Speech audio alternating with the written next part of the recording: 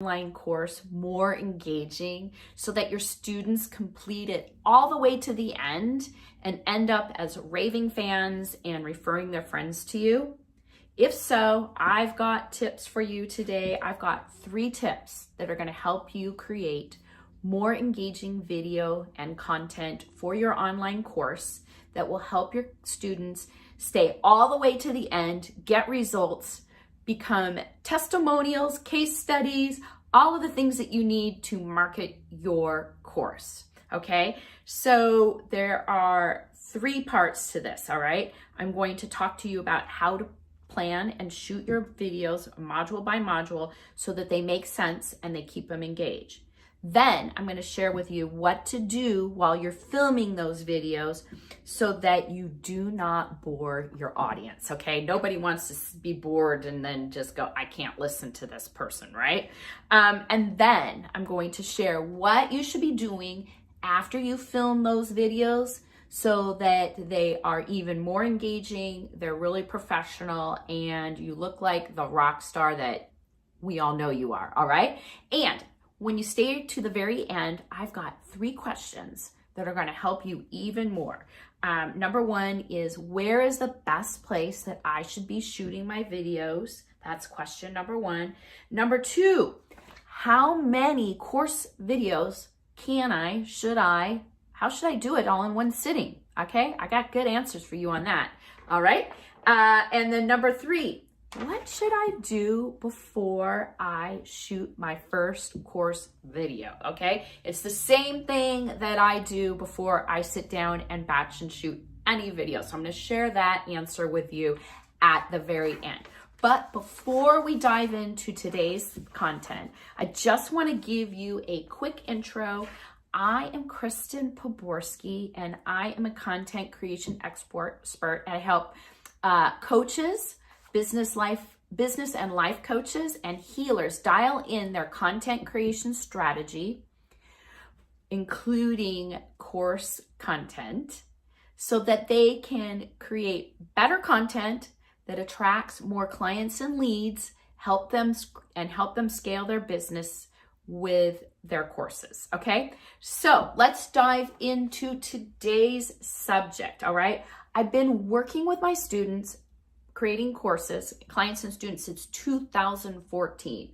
So I have seen a lot change in the industry from the old days. And I've seen online learning grow and change. And back in the day in 2014, it was okay just to use a recorded call. That's all you had. I mean, phones, all that stuff, it was expensive to video and, create course content. But today, it's so less expensive, so easy to do. Anybody can do it, right?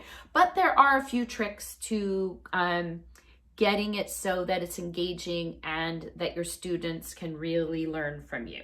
So grab a piece of paper today, because I'm going to share it all with you, and you're going to want to learn what I've learned from the past 8 years of creating content, going from 0 students to thousands of students in my programs. And you're going to be able to take all these things that I'm going to share with you today and implement them right away, because they're so darn easy. All right. So let's dive into step number 1, okay, is how to plan your content, your videos, module, so that they make sense and keep your audience engaged, okay? So one of the mistakes I've seen is I've had clients just throw up a bunch of videos on there and they weren't sequential, right? They just didn't make sense altogether. They were just like, I just want to get all my content out there and into the course. What really works, that is to plan it all out in advance, right? Plan out what you're going to do. Like, and I teach it in, I have a little mini free course where I teach you how to lay out what are the milestones and then what are the steps, okay? So you want everything to be sequential, right? And then you want to include an intro video in there, right? And you want to keep those videos really short. Nobody wants to sit there and listen to you talk for an hour on a video in a training program. It just is like, people will open up and go, oh my God, really? An hour? The other tip is not too many videos. You want to just keep the content in your course short, to the point. Don't add a lot of, everything but the kitchen sink in there, right? Keep it short and to the point. That's why I teach my milestone method, my milestone framework to creating an outline for your courses, all right? Because it just keeps things in order and organized, and you're not just loading a bunch of stuff in there that does not need to be in there. So think step by step. What do they need to achieve to get to the milestone? Okay, so that's what you want to do when you're planning your videos. All right, so that's, and again, not too many. Keep them short. Less 20 minutes is pretty much max for a video where you're teaching somebody one concept. Okay, it just doesn't fatigue them. They can sit down and do it all at once. But when it gets to be an hour, it's way too long. We used to do an hour in the end, but in the old days, but now we break them up into shorter, smaller, bite-sized chunks, and it's just such a better experience for the students, okay? So they're not overwhelmed, and that's one thing. You just don't want to overwhelm them with too much stuff. Okay, so number 2 is what to do while you're filming your content so that you don't bore them, right? Okay, so this is what I do when I create any kind of piece of content, and I do the same thing when I'm creating my content for my course, okay? So I have that plan, right? I've got my plan, my milestones, I know when I'm gonna shoot. So I create a short script for each one of those little videos that I'm gonna shoot, right? Just so that I have them, just like I do here for this. I'm not reading it because I know my topic, right? I've done this a zillion times. I know my topic. It's the same thing with you, but it's to give you a little like, okay, I need to cover these points. I've got it in my brain. This is how I'm going to talk about it. Here's how I have it organized, so that you don't just go rambling on and end up nowhere. So you have a little plan, a short script. I do an intro, a little outline, and then I wrap it all up, okay? That is how I do it. And I use it for pretty much everything that I do. So if you do that when you start by planning it and then scripting it, that will really go a long ways to creating a better course video, okay? So the other thing you want to do is to use an open loop. Well, what's an open loop, you might be saying? It's kind of like when you watch a TV show and you get to the end and they're like, all these things are unsaid. Well, how you do it in a video in your course is you preview what's next. So you kind of wrap up what you're saying, and then at the end, you preview what they're going to do next, or say next, or learn next. That's leaving an open loop, because then they're like curious, want to go on to the next thing. So it's a good idea to use an open loop, okay?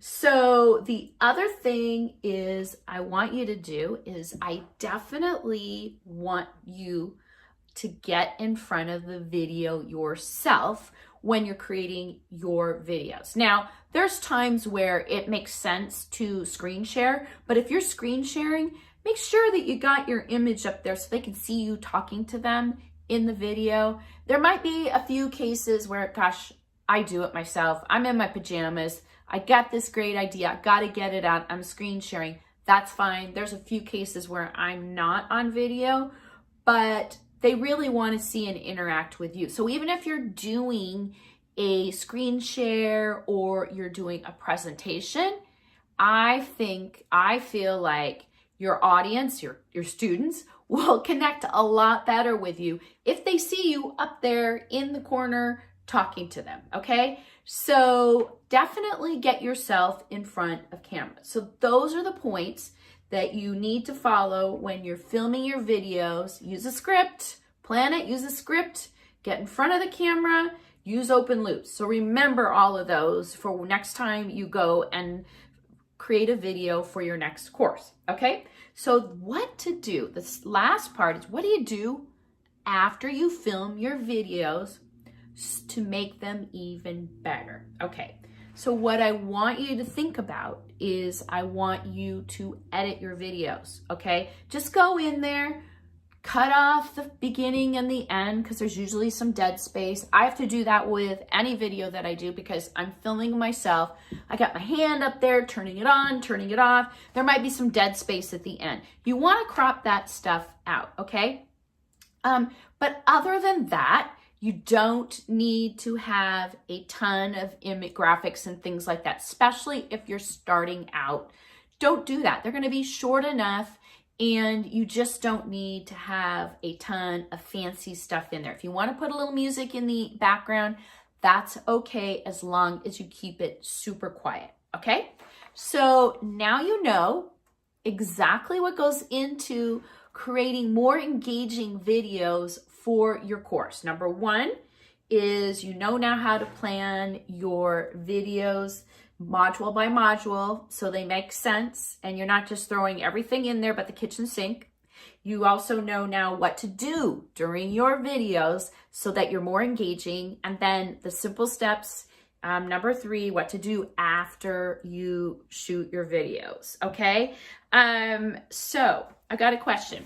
Are you thinking about creating a course? Because if so, I have a quiz that's going to help you to know if you're ready to create a course, right? So it's a quick 2-minute quiz, and at the end, I have a free training. So when you take the quiz and you finish it, you're going to get access to my free training where I teach you how to create your course outline in 60 minutes. And honestly, it probably is going to take you 30 minutes at the most. So you'll have your course outline all done. Go take the course, then you're going to get access to the quick little freebie training at the very end, okay? And the notes are right down in the show note, in the notes right below. So the link is right there, all right? Okay, so let's dive into the first question that I get, okay? People want to know, and I don't know if you do, but people want to know, where should I shoot my videos? Well, there's a couple tips here, okay? I usually shoot my videos in my office, right? But I shoot them in front of a window with natural light. Goes a long way. You can have a ring light. I have a ring light over here that I use, and you can kind of see it. I gotta get it unhooked here so you can see. I have a ring light. I use that sometimes, and I put my video on here, but right now I just have a tripod. I'm standing in front of it. I'm in my office. I make sure, though, my office is clean. I don't have a messy backdrop. I got a dog down below, but you can't see him right now. You might be able to see him. But yeah, I just usually shoot in my office where I usually am. I mean, because it's a good looking office. So if you've got an office, you could shoot them in your kitchen.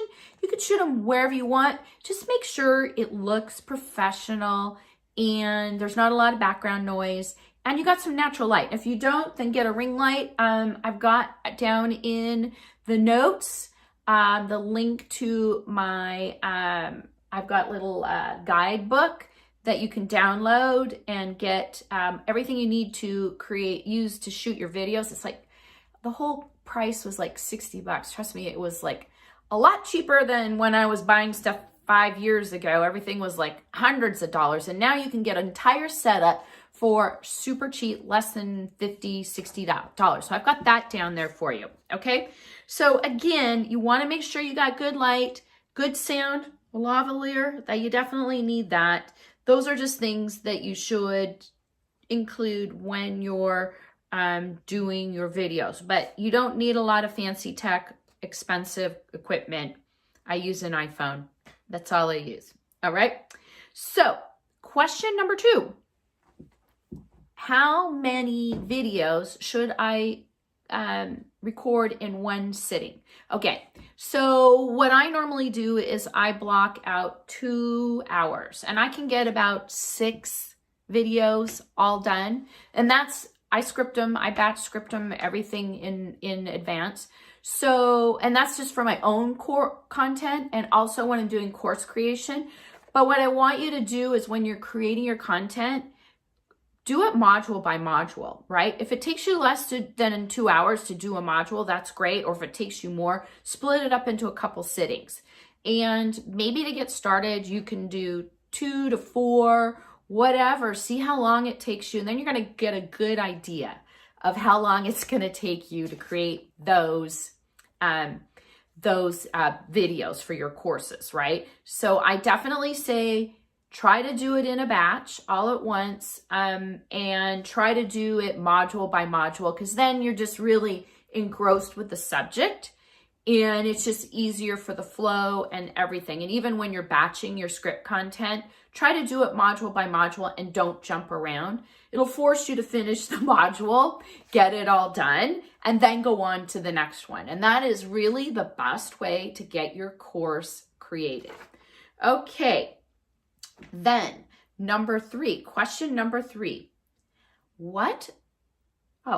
how should I prepare in advance before I shoot my videos? Okay, so here's what I do. One of the most important things is to get comfortable in front of the camera. So I usually do a quick little test video just to make sure that everything is working.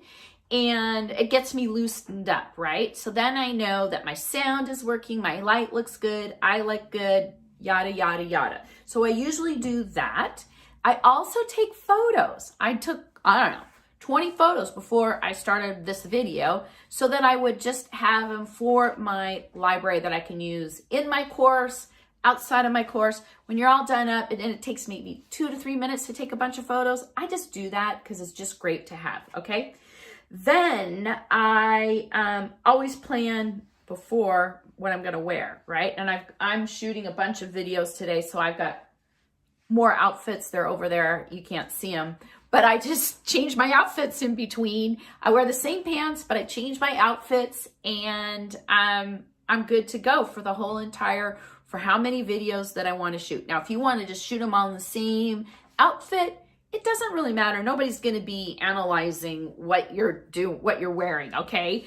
But definitely I do that. So the other thing to remember is, as you keep shooting the videos, and I'm just noticing this myself, is I get more comfortable and more comfortable. You're going to find that as well for yourself. As you create more content, you're going to get more and more comfortable. All right, so that's my tip on how to plan and do your video shoots for your courses, okay? And if you are considering a course, you're going to want to take my 2-minute quiz, how to know if I'm ready for a course, okay? It only takes 2 minutes to do it. It's going to give you some great answers, yes or no, are you ready? And at the end, I've got some free training for you. I'm going to walk you through how to create your course outline step by step using my milestone framework. And it's going to get everything out of your head and onto paper so that you can actually start creating your course and getting ready to sell. Okay, so that's down in the notes, and you can just grab it down.